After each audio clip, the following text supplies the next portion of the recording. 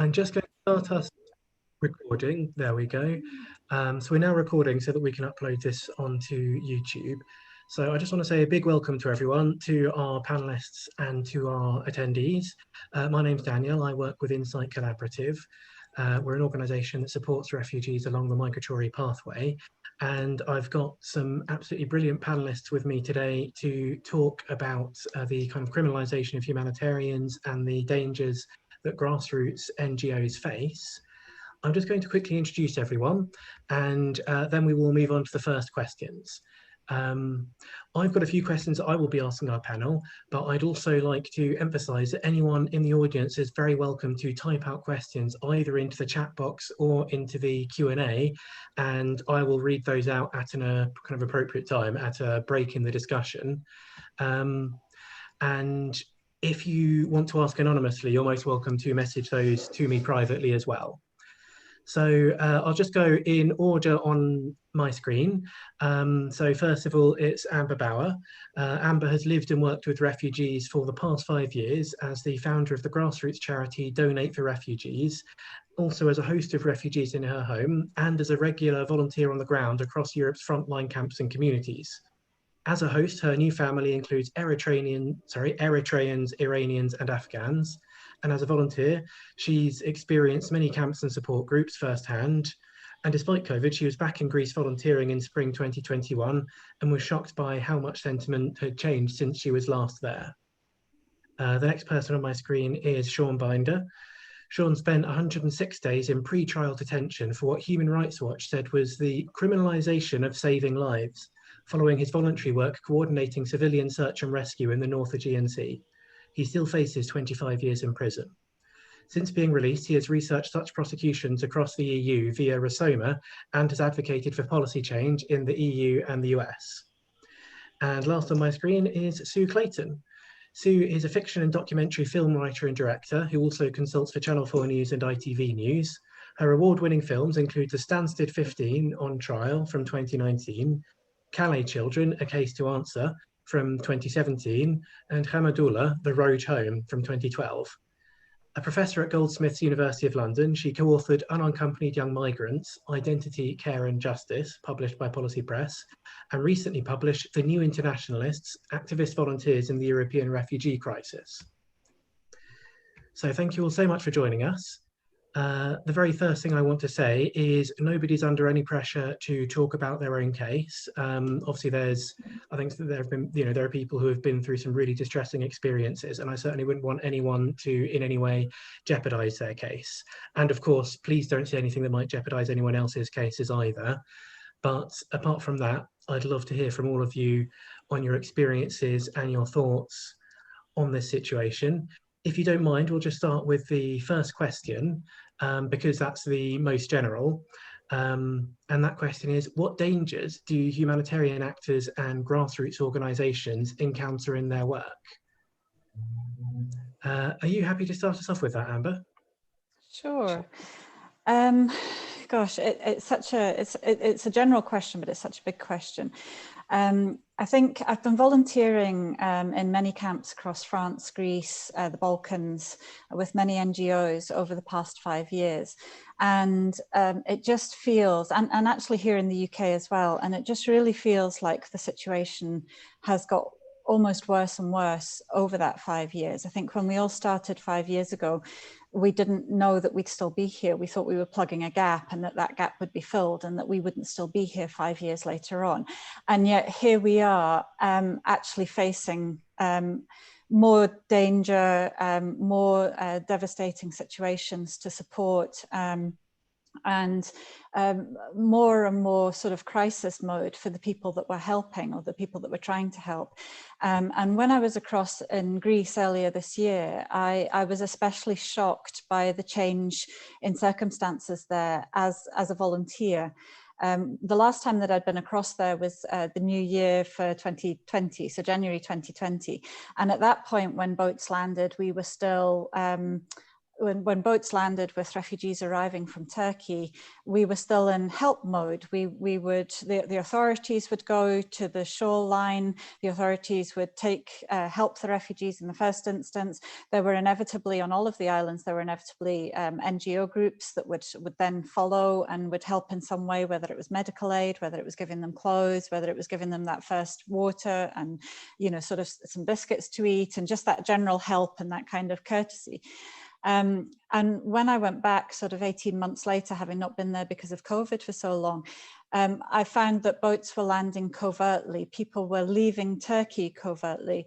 When we heard of a boat landing, it was a network of messaging who wouldn't have an audit trail on their phone of who had received the call to say that someone had landed. Can they do it into a public domain? Can we get the journalists involved as quickly as possible? And this real feeling of the most enormous fear, not just for the penalties of what would happen to the refugees themselves, but for volunteers who were trying to help. And the way I heard it was that if we were found as volunteers with even water in our cars within 2 miles of where a refugee had landed, where a boat had landed, that actually the authorities could pick us up and potentially imprison us, question us, and do whatever. And across in Greece at the moment, they're giving the most horrific sentencing as well. It's quite, some of the refugees that have come across have received somewhere between 100 and 150 years sentencing for things that once upon a time they wouldn't even have got any sentencing for. And there's this real feeling of fear. A boat landed whilst I was there, and there was a baby that the people were messaging us saying that their baby hadn't eaten and it was 12-month old. And could we help? Can we bring them water? And can we bring them milk for the babies? And we were in a position of actually having to say, no, we can't, because it's too dangerous for us and it's just as dangerous for you. And all we could really do at that point was to alert local journalists, try and get that journalist to go to the location that we understood they were at, start posting on social media as publicly as possible and getting as many shares as possible. And then hoping that those people would eventually get help. And we'd find sort of 30 people in a boat coming in, and we could account within 24, 48 hours, we could account for maybe 5 to 10 of them being registered at the camp, and the rest were simply missing. And we have to assume that a pushback had happened. And so the feeling that you haven't helped somebody, the feeling that a baby could potentially be in danger, you're risking 10 years or 25 years of your own life versus a baby potentially surviving. It was horrific. It made you feel so angry. You felt so helpless. And, I think you just got to really question what's happened to humanity when you're being put in that situation. Absolutely. It's really shocking what's been happening the last few years, and the way that various governments and institutions have responded to this crisis, not by actually trying to offer this support themselves, but instead trying to prevent us from offering that support. Yeah. If I may, sorry, Amber. No, please go, Sean. Just, I'd love to pick on that thread a little bit and kind of talk about why that might be happening. Because I think it's absolutely true, is exactly as Amber has said.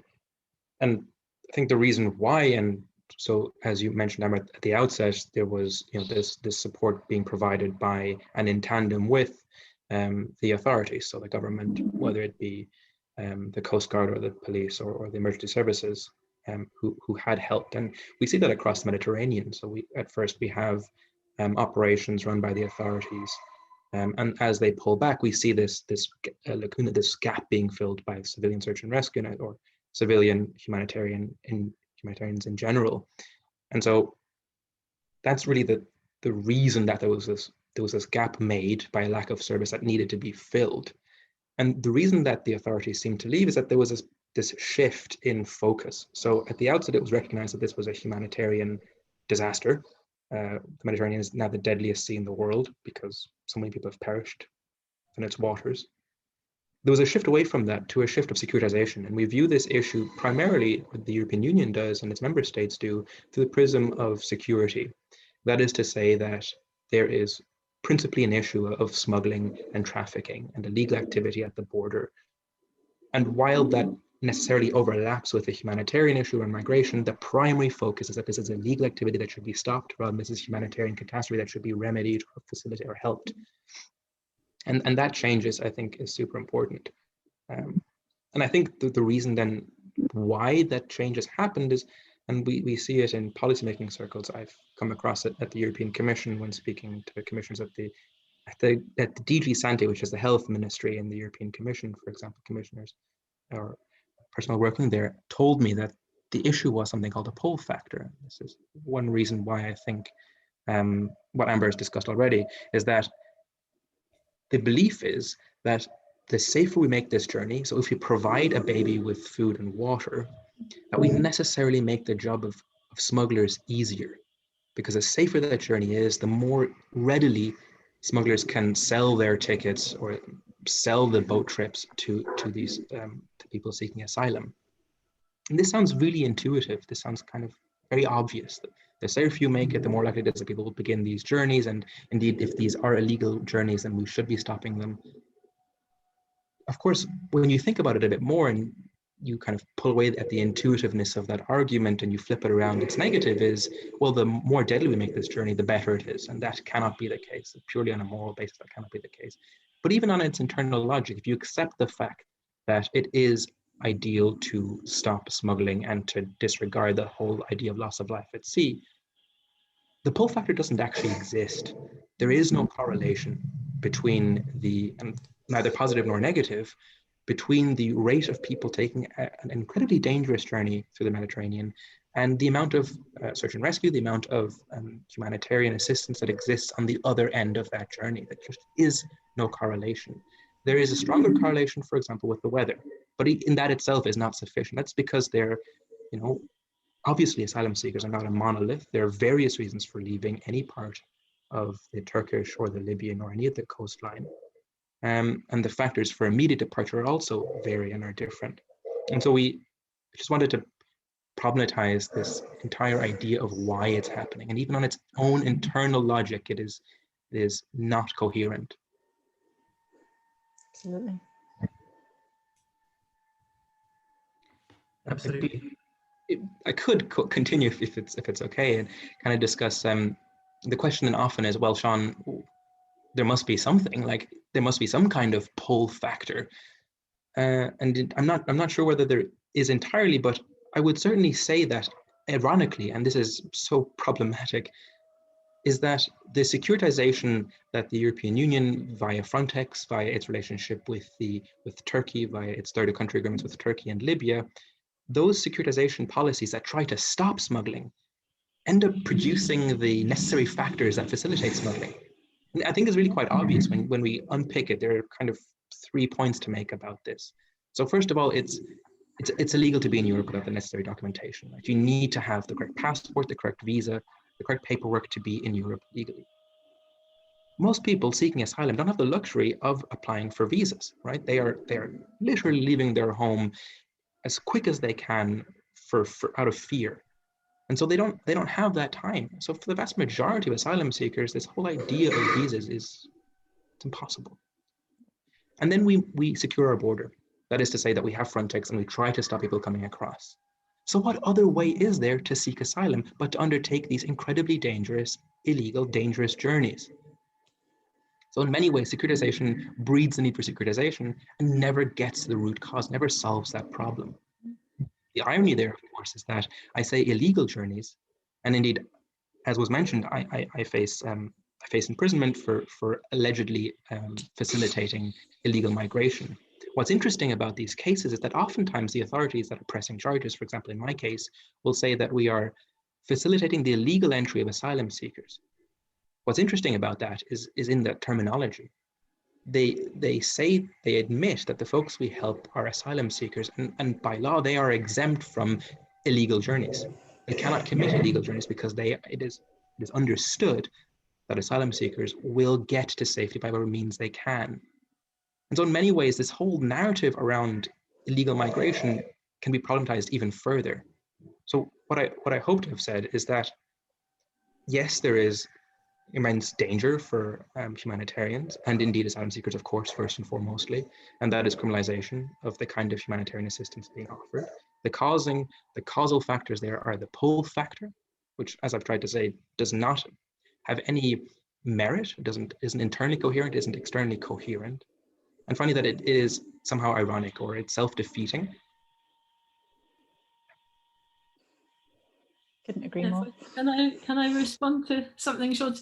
I absolutely agree with you. And there's a report by the Human Trafficking Foundation that was chaired by Baroness Butler Schloss. I can put that in the chat, but anyway, it's Human Trafficking Foundation in 2017, looking at exactly this.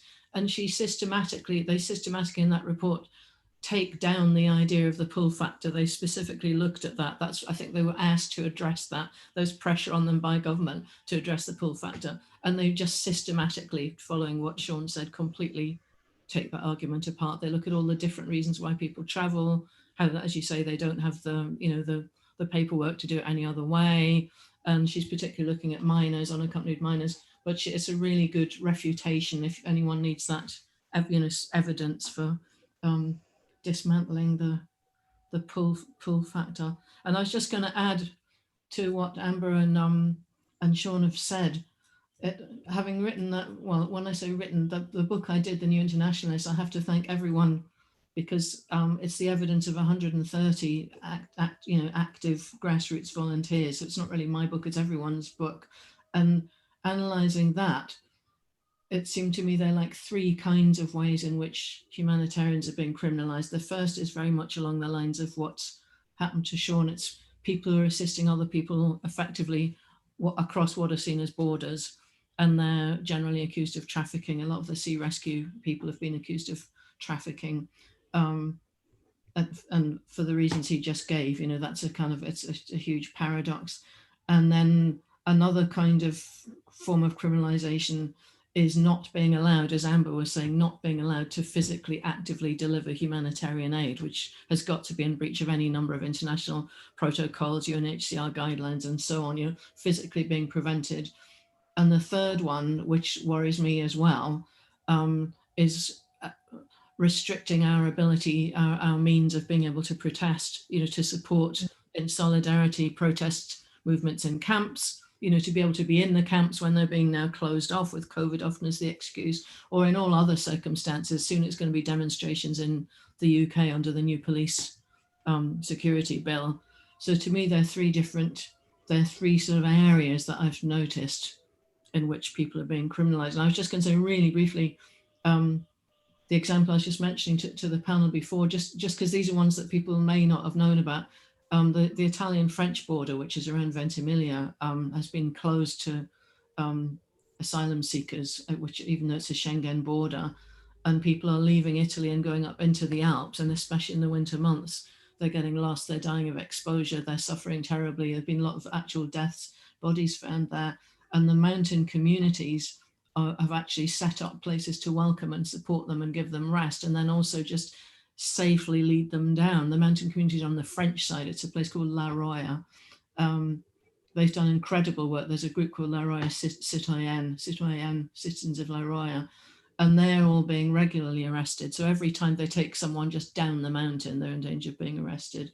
So there are lots of cases where people are being done for trafficking offences, when, just like what Sean was doing, their first concern was actually physical safety. That was coming first. And just to mention briefly, in Calais, I just found a quote from Sarah Berry on Care for Calais volunteer Facebook page.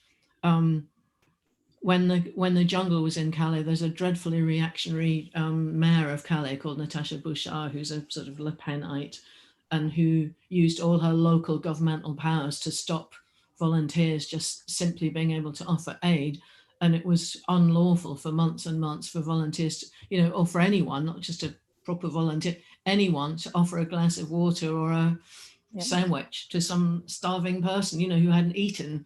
And you could be held for up to 4 days by the police. And that was overruled in 2017, I think it was, by the French national government. But she's just posted, she's just back there saying, situation is as bad as it can get. The police are every couple of days taking tents and sleeping bags, personal items that are being left Many areas where tents would be hidden have had trees pulled up and large boulders placed in front of empty and derelict shop buildings. Any area where Care for Calais is trying to distribute. It's been made illegal again in certain parts of Calais to even try to distribute. So again, basic aid, can no longer be supplied. I hope that's challenged again. And then the last one, protest. I just want to mention an example of that. I can put any of this in chat if people want the links. She's gone public on this, so I'm very aware not to breach anyone's privacy, but it's on her Facebook page. There's a woman called Nizara Ahmetasevic who works in Sarajevo, who's been working for years there. And they have just been trying to monitor where refugees are now being contained and denied their human rights. And she's been systematically targeted by the police, and she was arrested in April this year, not even when she was doing anything directly in relation to one of the defense actions. She was arrested just randomly on the street because the police, so she had this sense the police know her, they're following her, they're picking her up just randomly, strip search, body search, really awful, traumatic prison stuff. And it's not even in response to anything direct. So as Sean was saying, this whole securitization, we're all getting a bit targeted. And as Amber said, people have to be careful now what they phone to who, what they text to who. There's definitely a much bigger concern now about we're kind of becoming the enemy as much as asylum seekers have become the enemy. So they might be 3 useful types of ways anyway of talking about criminalization. There's 3 different kind of fronts. And just building on that, Sue, I think I heard about somebody being detained trying to board the ferry, leaving one of the islands recently, an aid worker. And again, belongings from them stripped searched. It's like an intimidation by the authorities, and there's a real feeling of powerlessness. It's like, who do we go to when we're being victimized in this way, when somebody is using their uniform or their authority or the orders of their government to actually accuse us of something that we haven't done, but they're able to take those actions to imprison us, to strip search us, to take our belongings, and we're completely powerless to do anything about it. And it actually felt to me when I was across there, I found it quite terrifying. I was scared about what I posted on social media. I was actually scared crossing borders or traveling within the country. I was sort of scared what I said whilst I was still in Greece in case they detained me at the airport. I've never felt that way before. I'd never, ever, ever crossed my mind to have anything other than freedom of speech.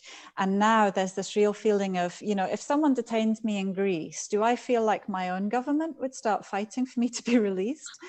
Do I feel like anybody back here would have the bandwidth or the care or the attention that they would even ever hear about it? That they would actually try and fight my case, like Sean and Sarah, when, I remember the hashtag and the big case that came with it, and all of us campaigning for their release. But who it feels like there's so many things on people's agendas right now. And that the EU is also not really taking a stand against any of the activities. And added to that, here in the UK with Brexit, the EU doesn't really care so much what we think. We're kind of on our own a bit. So I had this real feeling of actually they could stick me in a cell for 25 years and nobody would actually fight to get me out or get me released, and I'd just be kind of forgotten. And I never thought I don't think I ever thought I would have that feeling in Europe. If I went somewhere else in the world, I might feel that could be a possibility, but I never thought I would feel it in Greece, somewhere like Greece. And that really is quite terrifying. And it's a lot to ask people, a lot of volunteers are quite young. It's a lot to ask them to actually come to terms with the dangers that they're facing and to put themselves in that position to actually go somewhere and volunteer for a while where you think, I'm only giving out food, I'm just giving out blankets and sort of tents. Or on the other hand, even working with the lifeboats, not that there are any left because of the criminalization of the lifeboats, but you think that you're just helping a baby get milk. You think that you're just helping a person have a tent to sleep in for the night. And all of a sudden you've got this real weight hanging over you about what that actually means and what it could mean in the future. And I think that's really quite terrifying. And it's something that we have to really, I'm glad for things like this where we actually get the chance to tell people and get the message across. Yeah, I'd love to kind of driving that point a little bit as well, it's two things, I suppose. One thing, as you said, and as Sue said, that this seems to be a chill factor. Well, if there is no genuine pull factor logic behind all of these policies, and why are they happening, it seems to be a chill factor. It seems to be just simply to try and disturb all kinds of, or many forms of, humanitarian assistance, in the hope that it chills other kinds of action. So, for example, in terms of search and rescue, as Amber was saying, that with cases like ours being prosecuted, other lifeboat organizations, other search and rescue organizations just don't operate anymore. And so we have this effectively vacuum. But this is not just in terms of search and rescue, it happens across the board with other organizations, and it really dampens the kinds of services that are needed. And again, to say, like, these are not, people aren't going there because they necessarily want to, they're going because there is a lack of service being provided by the authorities, and that those gaps need to be filled. I meant to pick up on what Amber said about this being happening in Europe and how strange that is. And there seems to be this kind of irony in how Europe has often portrayed itself outwardly as this bastion of human rights. And indeed, I think it genuinely tries to reflect that in the world externally. And many of its external programs with third countries reflect that. But it seems somewhat less wholehearted in light of the internal attitudes. So, for example, the European Union and European nations often support Médecins Sans Frontières, Doctors Without Borders in third countries, for example. But when it happens in the Mediterranean, they are accused of trafficking. Their operations are being held up on the most spurious claims. For example, that they are committing some kind of vague environmental contamination, breaking some kind of contamination laws because they were allegedly throwing out, medical equipment overboard. Completely untrue, but anything possible, anything that might stick is thrown. Of course, it never does stick, but it just shows that there's this inconsistency. And I think it's important to remember, at least it was for me, because when it all first started happening, when I was in pretrial detention, I thought, good grief, like, what have I done? Have I committed these crimes? And I felt that I had done something. And it was, I think, important to realize that no, when you go through the reams of statutes, of laws, of treaties that the European Union has signed up to and often championed, co-authored, written, undersigned, all of them point to the fact that seeking asylum is a human right, absolutely. You are expected to help people out at sea. There's a responsibility. If you can, without risking your own life or without overly risking your own life, there's a responsibility to respond to emergency situations at sea. And I don't think it, and remarkably, this has been argued, but I think any level-headed commentary on this should fall on the fact that a small dinghy, I've seen many of these, small dinghies designed maybe to safely house 15 people, 10 people maybe, being crammed with 86 people, which is the most that I've seen in one of these dinghies, very much nearing the waterline without any experience of boat handling, without any real life-saving equipment in the dead of night, when the fear, the cold, the medical emergencies that we see, those are undoubtedly at-risk individuals, and helping them is a responsibility. And so too is it providing medical care, even just a smile. There's nothing criminal about that.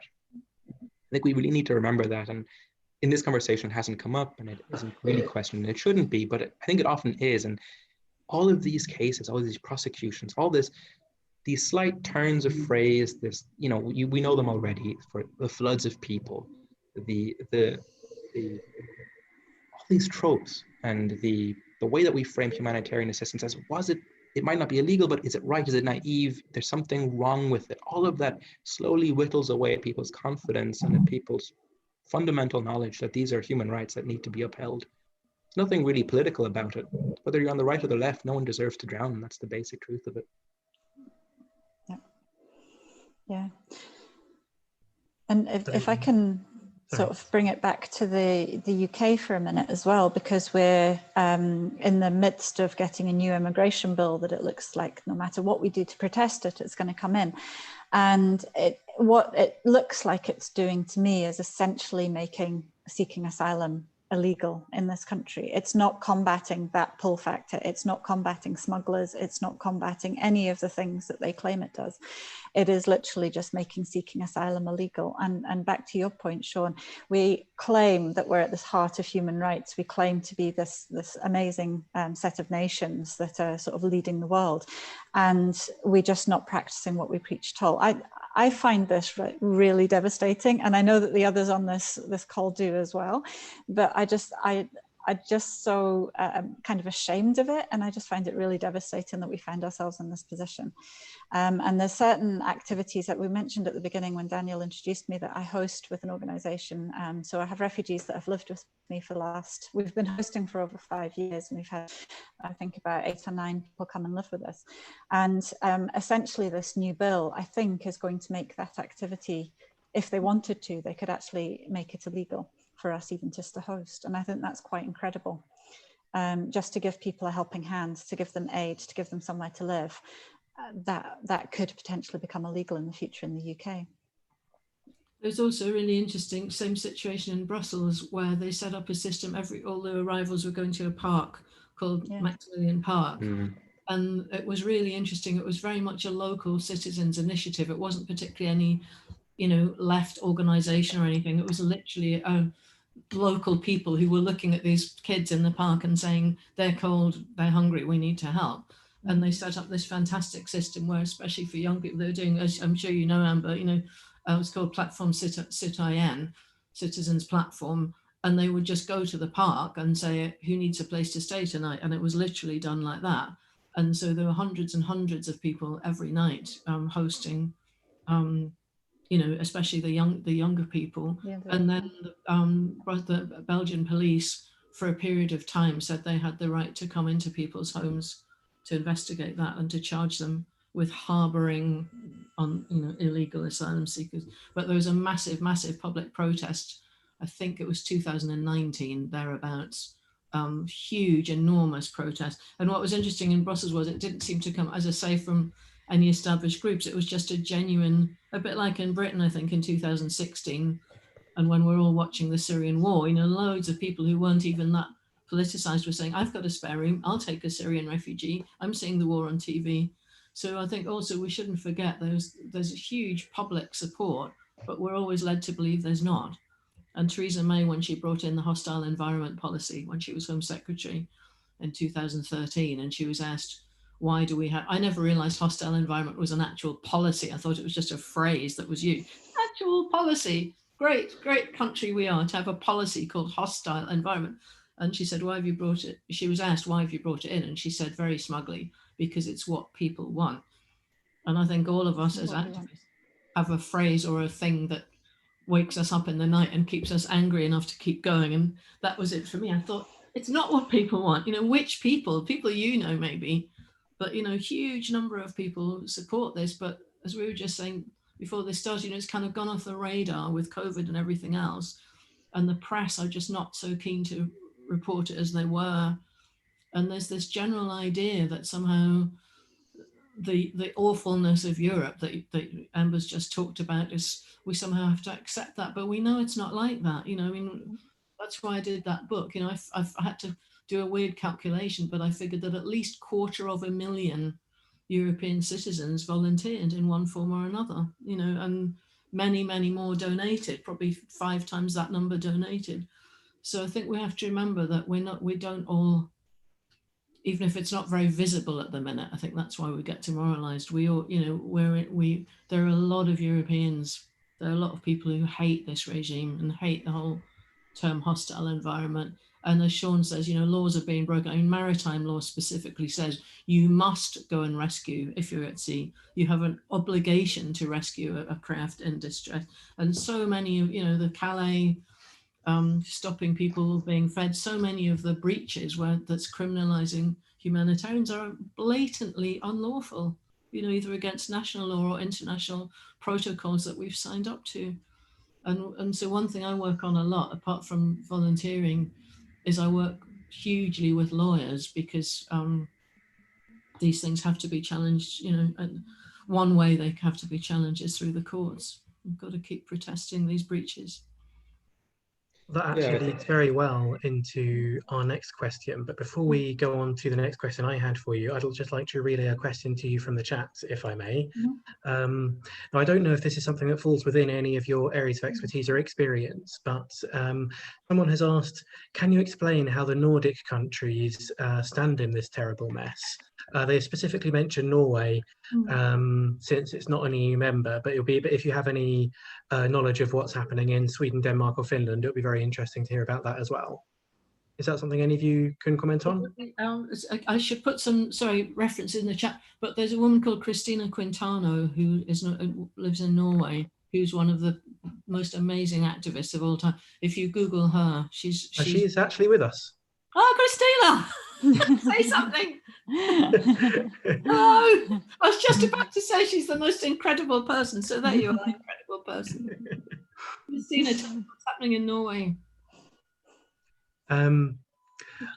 Is that something that you're happy to join us for, Kristina? Let me just press that button there. So I've put in that you're allowed to join us and talk, but only if you're willing to. No worries at all if you were just expecting to be part of the audience. I don't want to put you on the spot here. Can you hear me? Yeah. Yes. Yes. No, I'm fine to be here. I'm really enjoying your conversation so far, and I don't know what upsets me most, lack of search and rescue or anything that we can't do while we're on shore. Do you want to mention your Dear Sylvie campaign for those that don't know about it? Well, that was, I wrote a Facebook post Christmas 2015 while I was on the beach in Lesbos, addressed to our former Minister of Integration and Migration, that I called Dear Sylvie, and she's from our far right party. And I just, it just went completely viral. And after that, I started a Facebook page called The Messenger from Hell that has 100,000 views every day. Yeah.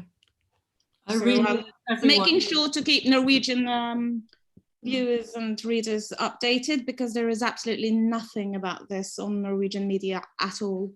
And when it is very short, no explanation of why people are fleeing, and still with a lot of skepticism towards the pull versus push factor. So trying to guide people into what's happening, really. And I'm half Maltese, so I've been doing this for 20 years. Oh, wow. Yes. Oh, yes. Thank you so much for doing that. Is this something that you could tell us a little bit about, just how the Nordic countries, where they stand in terms of criminalization of humanitarians? Well, so far it hasn't been that much of an issue, because there's been lots of Norwegian volunteers in the Greek islands, but less of the cases like Sean and Sarah. We do have cases in Norway, for example, where one of our most famous priests gave work to people without papers and was criminalized for that. But at the moment, we have almost no refugees here, so there's not much we can do wrong, actually. We took 50 people from Moria, and that took us a year and a half. So, but then I was thinking, when you were mentioning all these places where criminalizing humanitarian work, is this a problem? I would actually say that in Malta, it's the opposite.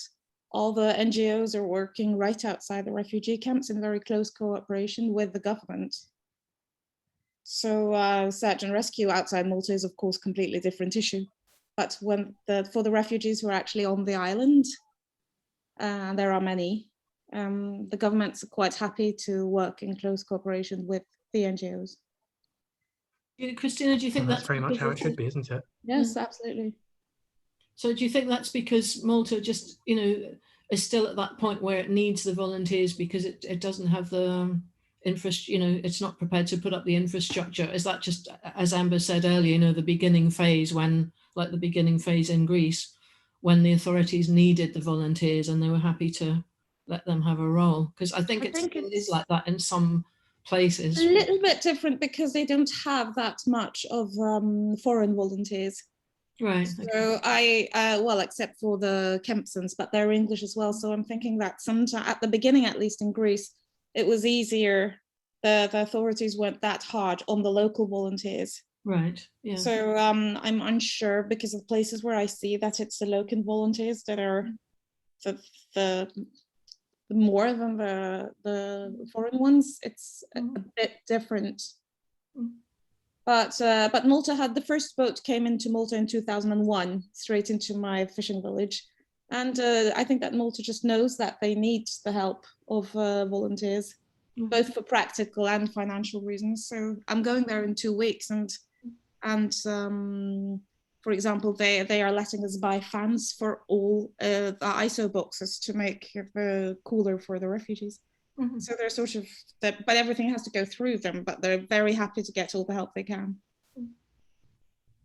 But in general, going back to Lisa's question, I mean, there were, Denmark, Sweden and Norway were taking really substantive numbers, and Sweden was always seen as like a dream destination that people wanted to reach. But I don't know enough about it, but I think it's just what Sean's talked about, the general securitization of Europe, that they... Yeah, but Norway weren't taking that many. 30,000 people came around 2015, and after that it was just completely closed. They just closed it. So many people have been sent out, and we send children back alone to Afghanistan. So I mean, we just tell people not to come here because they literally get sent back out. So I'd love to elaborate on that a little bit, Kristina, if I may, on because you mentioned also skepticism and what push and pull factors are, and kind of how the general public might view this issue with the lack of media attention, and I suppose quality media attention that it needs, and then pulling exactly on the string of deporting people back to countries like Afghanistan. A lot of times what I'd hear is that, okay, whatever about search and rescue, the point is that, or what they say is the point is that the places that are being left are countries that are relatively safe, and therefore there is no need to seek asylum here in Europe. And I think we can quite readily disrupt that kind of logic. I mean, we can do so in Afghanistan quite clearly today, more than 5 months ago, for example. It is an incredibly dangerous country to be in. But even the past couple of years, Afghanistan has been, from my understanding, more dangerous on many metrics than it has in the previous decades. Whether that's on opium production levels or women's access to schooling, it is not a safe country. And but yet we view it from policy points of view as though it were. There are plenty of reported cases of people being refouled to places where they have been murdered, have been killed, or subject to other forms of violence. These are not safe third countries, Afghanistan. Libya is another one. So we have an agreement with Libya. The European Union, has an agreement with Libya, which sees a lot of material, equipment, money, in some cases training, being transferred south of the Mediterranean, and in exchange, very few migrants are supposed to make it north of the Mediterranean. Whatever way you look at this, Libya is not a safe third country. It is preposterous to propose it is. There are very clear indications from anyone to whom you speak who spent time in Libya, whether it's investigative journalists, people who work in humanitarian work, even the European Union. The European Union alone, the Court of Auditors, which oversees where the European Union's money goes, doesn't enter into Libya because it knows it's too dangerous and doesn't know where its money goes. There's just a complete lack of knowledge where its money goes. And a lot of that money seems to be going to the so-called Libyan Coast Guard and to various camp management services that are being run in conditions that are abhorrent. There are reports of rape and slavery on a systematic level. In fact, the European Union is facing, well, it probably won't face prosecution in any real terms, but at least there has been a case submitted to the ICC, the International Criminal Court, in relation to its necessary complicit relationship with the so-called Libyan Coast Guard in perpetrating crimes against humanity. It's a very thorough submission written by two professors of law, Omar Schatz and Juan Branco, in Sean's Poe. It might not go anywhere, but at least it's there and you can read it, and it's quite convincing in my view. But even in the absence of that, you can quite clearly see that Libya was, until very recently, and arguably still is, within a civil war context. How on earth can that be described as a safe third country? And that's where people are being sent back to. That's where, it's not that people are being sent further afield, it's that we're trying to stop people from making their journey out of Libya and returning them to Libya. This is not safe. It's just false. And there are many ways of problematizing Turkey as well as a safe third country. Arguably, it's better than some of the others that I've already mentioned, but it's not ideal. The fact that the European Union has a very oppositional relationship with Turkey, particularly because its human rights violations and its human rights issues, indicates that in itself. But for example, if you're Kurdish in Turkey, that's not easy. It's not safe. It is very problematic to say that these are safe third countries. We would not recognize them to be safe for the fact that it serves the purpose of limiting migration that should be protected by European law, as we've already discussed. But just to problematize that idea that, you know, refouling people is legal, which it isn't, is safe, which it isn't, and is the right thing to do, which again, it isn't. No, the Norwegian Foreign Department has just made a statement saying that Libya is a safe country and that they're happy that the Libyan Coast Guard are now guarding their own search and rescue zone. And when we know that a lot of these people that are pushed back are not even in the Libyan search and rescue zone, they're in Maltese waters or in international waters. And Malta has a very, very close cooperation with Libyan Coast Guard. And the few of them that have training were trained in Valletta in Malta. And I mean, Italy has given them 4 ships just the last years. But this already started with the Friendship Pact back in 2009, where Italy already started working with Libyan Coast Guard. But of course, Libya is, when we see all the damage done on people, the physical damage, it's by far worse. The people that arrive from Libya to Lampedusa and Malta, the damages I've seen there, I've never seen on the Turkey-Greece side. I mean, I've seen some cases, but not boats with 300 women that have been raped. And I mean, the damage on that side is just undescribable.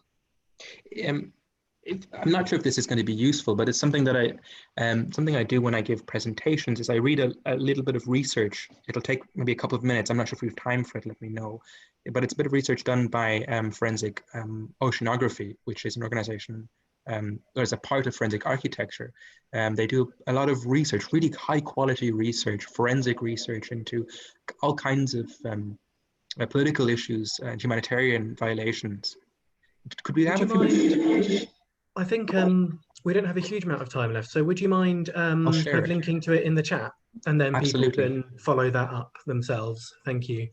While you're doing that, we've had another question from the chat. Someone has asked, can you comment on the policy of silence which prohibits people working in the New Moria on Lesbos from speaking about what they see and experience inside the camp? Is that something anyone can speak to? I just checked the post. I saw that come up, and it's really worth everyone reading it. It's extraordinary. I guess it's just this situation that it's this fact so many states still need the volunteers because they're free labor, as it were, to be cynical about it. But they're balancing that against, you know, it's happening with the so-called hotels and the 2 army camps that were set up in the UK as well. That they still paradoxically, they're still relying on the volunteers to bring nappies, to bring food, to bring medicines, etc. But they won't let them have full access to the buildings because they don't want them to you know, report on what's happening. So the role of reporting is maybe, I mentioned 3 categories before of people who are being criminalized, but just reporting, I know in several countries, just people who are there simply to report on what's happening are also now being, you know, either removed or not given visas or jailed. So, but Amber, you probably know more about.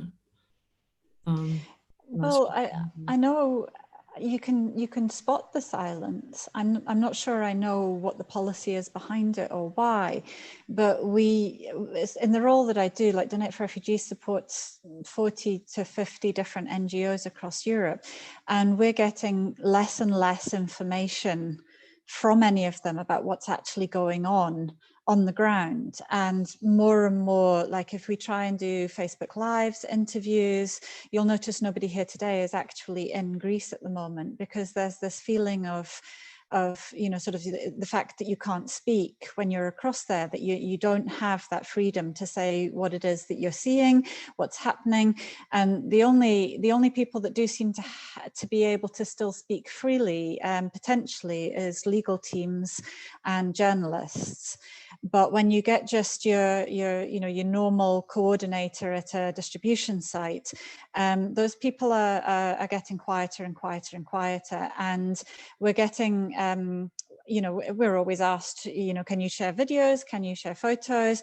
It's like, no, because there's nothing coming out. We're not, unless you're physically there yourself. And even when I was there, I didn't really take anywhere. We were limited in our access to the camp. The people were limited in their access to come out of the camp. There was a feeling that different maybe mobile phones were being tracked by the police, and even if whether they are or they aren't was almost didn't matter, because people believed they might be, and so the effect was the same. And there feels like a real feeling of, if we want to carry on working here, if we want to do what we've come here to do, which is help refugees, then we've got to follow the rules that are being put in place for us. And we can't, when we're there, we can't circumvent them in any way. And so there's actually very little information about the new Lesbos camp or any of the others. The new closed camp in Samos is due to be opened, and I think anywhere from now and somewhere in the next 3 weeks. And there's sporadic reports of how many people are left in Samos. There's sporadic reports of what the facilities are going to be like, where the camp's located, whether anybody's going to be allowed in. The local groups actually don't know yet if they're going to be allowed in or if they're not going to be allowed in.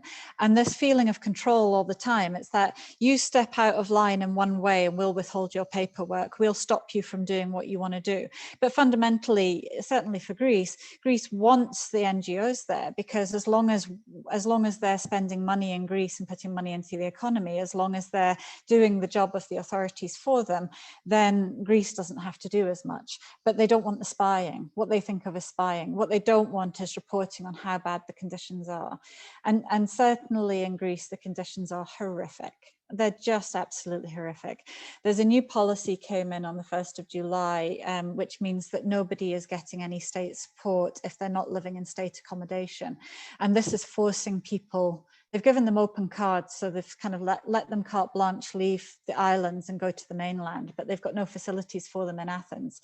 And they're essentially forcing people into the camps that are very remote and now behind walls, and forcing people into closed, to all intents and purposes, they look like prisons, but these aren't people who've broken any laws.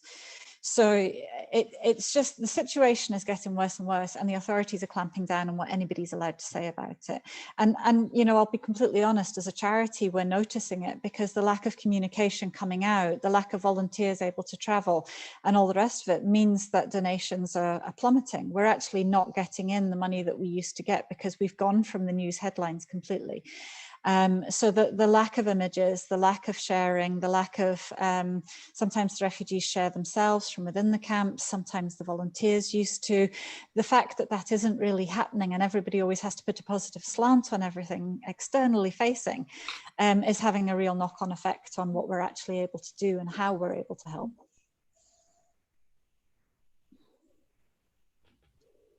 Thank you. I think that both answers Henrik's question, and also really sums up a lot of the issues that we've been talking about today. We normally try, and with some topics it's more difficult than others, but we normally try to have our last question be at least marginally more positive. So this time I would like to ask you about solutions.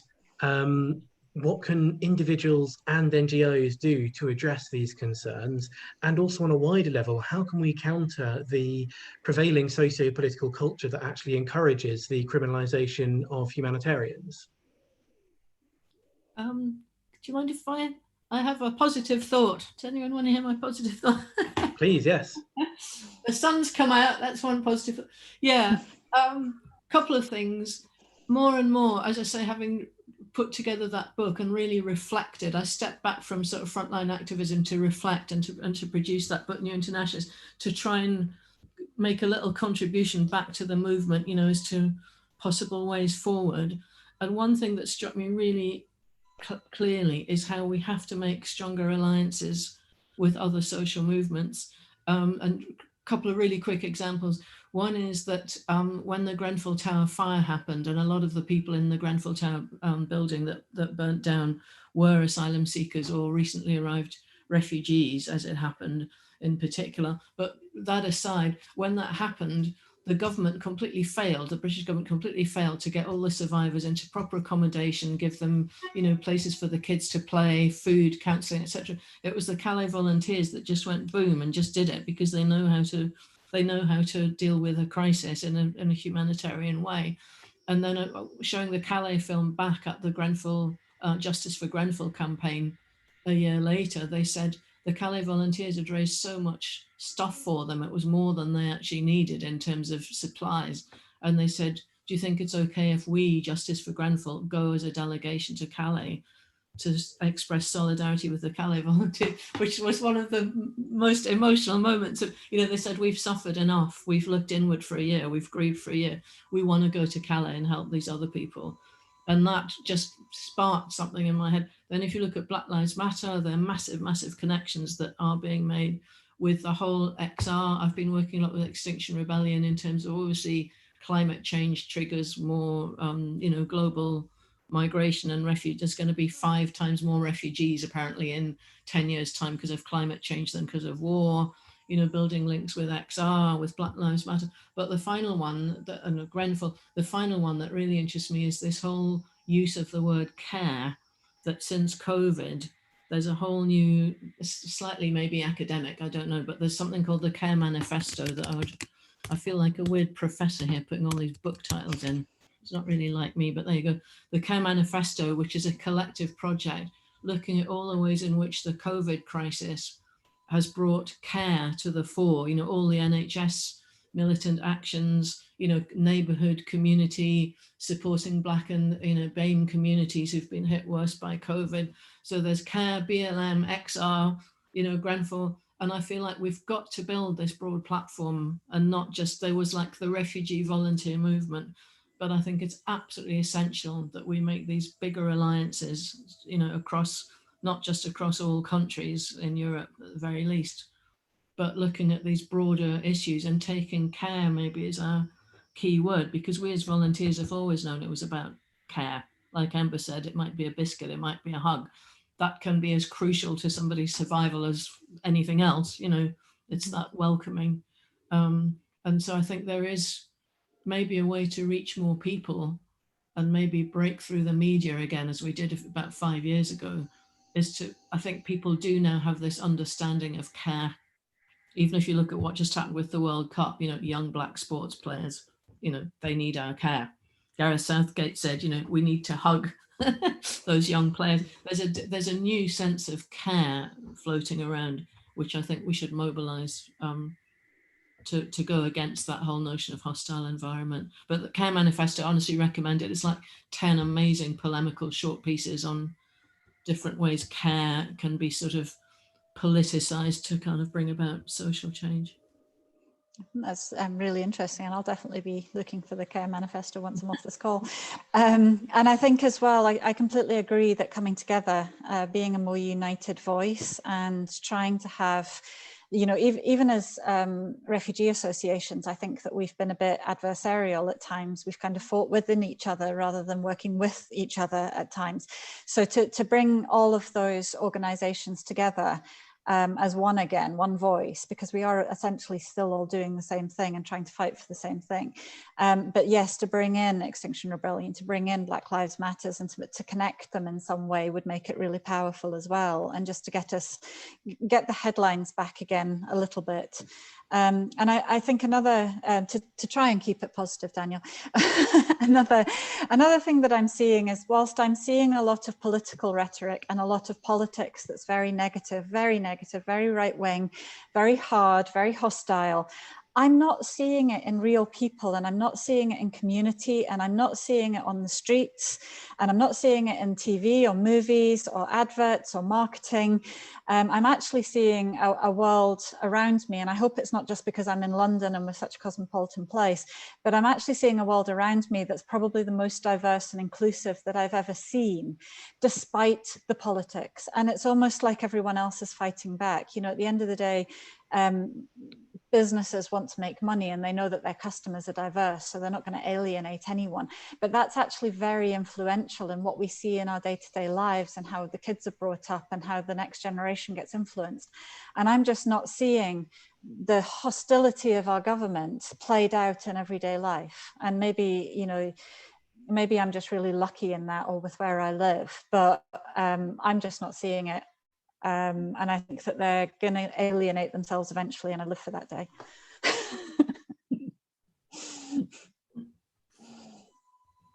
In the interest of time, I'll just say something. I just add to that, I guess, very briefly. For me, and it's something that I've been thinking about a lot, is, as Sue and Amber have said, to expand a little bit and to build partnerships and networks. But I'm interested also in, or perhaps primarily interested in, reaching out to folks that are not necessarily natural allies or viewed as natural allies. That would be, what are the kinds of conversation, or the ways of framing conversations that can get people in the center, or perhaps the center right, involved in these topics. I think that is crucial and necessary, and I don't think maybe we or I have been necessarily good at that. So that's what I want to lean into.